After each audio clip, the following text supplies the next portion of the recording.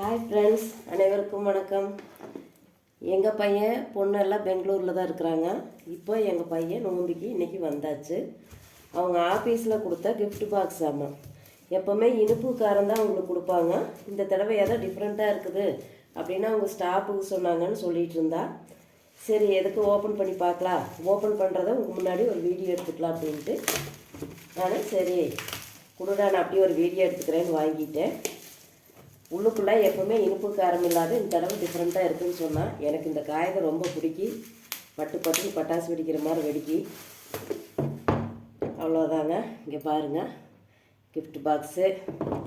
இதை ஓப்பன் பண்ணனா இப்படி ஒரு சீட் இருக்குங்களா, படித்து பார்த்துக்குங்க. அதுக்கப்புறம் இங்கே பாருங்கள், சூப்பராக என்ன இருக்குதுன்னு. எவ்வளோ அழகாக இருக்குது பாருங்கள்.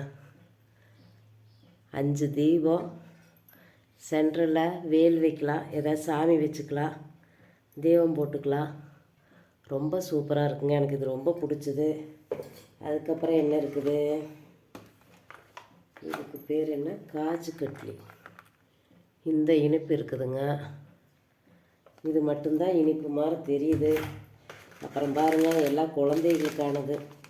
இந்த ஆஃபீஸில் வேலை பண்ணுறவங்களுக்கு குழந்தைங்க இருந்தால் அவங்கெல்லாம் பார்த்து ரொம்ப சந்தோஷப்படுவாங்க.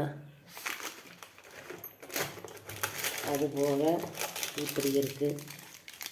நம்மளுக்கு வான மரம் இனிப்பு காரம் அந்த மாதிரி இல்லைங்க, எல்லாம் இப்படி தான் குழந்தைகளுக்கான மாதிரி இருக்குது. அதுபோக என்னது, இனிப்பு மிட்டாய்.